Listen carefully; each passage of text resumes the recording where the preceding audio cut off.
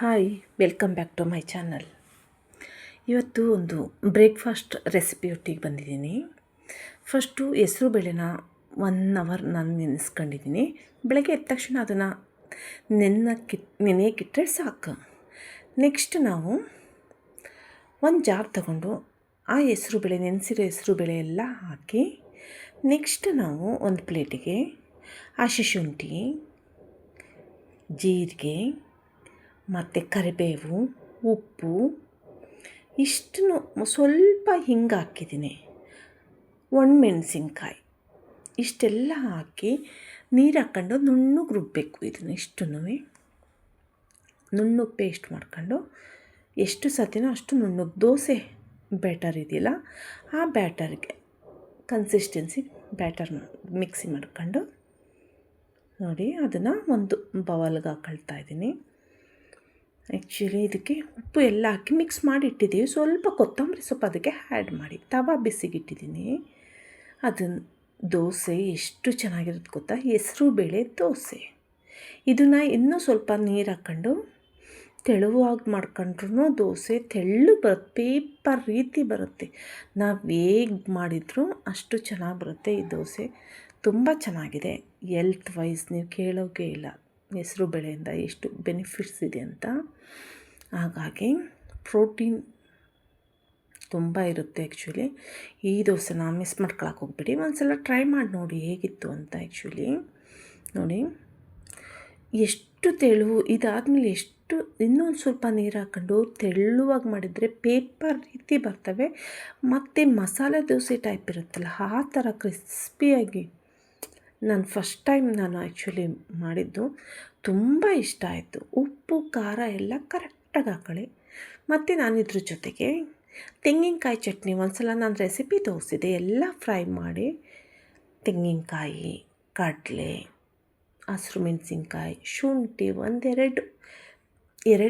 ಎರಡೇ ಸಲ ಬೆಳ್ಳುಳ್ಳಿ, ಉಪ್ಪು, ಹುಣಸೆಹಣ್ಣು ಎಲ್ಲದನ್ನು ಫ್ರೈ ಮಾಡಿ ಎಣ್ಣೆಯಲ್ಲಿ ಲಾಸ್ಟಿಗೆ ನಾವು ಅದನ್ನು ರುಬ್ಬೋದಕ್ಕೆ ಹಾಕಿದ್ವಿ.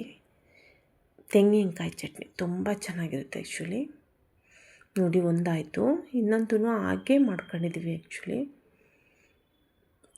ತವ ನೀಟಾಗಿ ಕಾದ್ರೆ, ಆ್ಯಕ್ಚುಲಿ ನಾನು ಈ ಕಬ್ಬಿಣದ ತವದಲ್ಲಿ ಇಷ್ಟು ಚೆನ್ನಾಗಿ ಬರ್ತಾಯಿದೆ ಅಂದರೆ, ನಾನ್ ಸ್ಟಿಕ್ ತವದಲ್ಲಿ ಏನಾದರೂ ಮಾಡಿದರೆ ನಿಜವಾಗ್ಲೂ ಇನ್ನೂ ಜಾಸ್ತಿನೇ ಇದಾಗಿ ಬರುತ್ತೆ. ಆ್ಯಕ್ಚುಲಿ ಇದರಲ್ಲಿ ಅಷ್ಟು ಈಸಿ ಅಲ್ಲ ದೋಸೆ ಮಾಡೋದು, ತುಂಬಾ ಇದಿದೆ. ಹಾಗಾಗಿ ನಾನು ಹೇಳಿದ್ದು ತುಂಬ ಚೆನ್ನಾಗಿ ಬಂತು. ಆ್ಯಕ್ಚುಲಿ ಅದು ಮೇಲೆ ಹೇಳೋವರೆಗೂ ಸ್ವಲ್ಪ ವೆಯ್ಟ್ ಮಾಡಬೇಕು.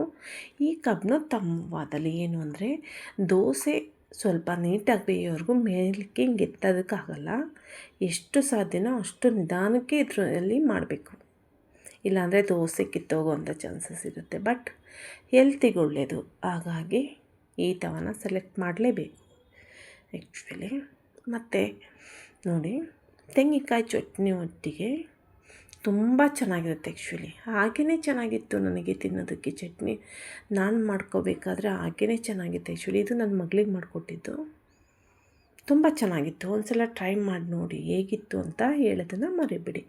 ನನ್ನ ಚಾನಲ್ನ ಸಬ್ಸ್ಕ್ರೈಬ್ ಆಗಿಲ್ಲ ಅಂದರೆ ಸಬ್ಸ್ಕ್ರೈಬ್ ಆಗಿ, ಲೈಕ್ ಕೊಡಿ, ಕಮೆಂಟ್ ಮಾಡಿ, ಶೇರ್ ಮಾಡಿ. ಐಪ್ ಅನ್ನೋ ಆಪ್ಷನ್ ಇದೆ, ಐಪ್ ಮಾಡಿ. ವೀಕ್ಲಿ 3 ಇರುತ್ತೆ, ವೇಸ್ಟ್ ಆಗುತ್ತೆ ಇದು. ಅದು ನೀವು ಮಾಡಲಿಲ್ಲ ಅಂದರೆ ನಿಮಗೆ ಇಷ್ಟ ಆಗಿರೋರಿಗೆ ಯಾರಿಗಾದರೂ ಆಗಲಿ, ಮೋನೋ ಆಗಿರೋರಿಗೆ ಆ ಐಪ್ ಆಪ್ಷನ್ನ ನೀವು ಕಮೆಂಟ್ ಆದಮೇಲೆ ಐಪ್ ಅನ್ನೋ ಆಪ್ಷನ್ ಇದೆ. ಆ್ಯಕ್ಚುಲಿ ಅದನ್ನು ಐಪ್ ಮಾಡಿ.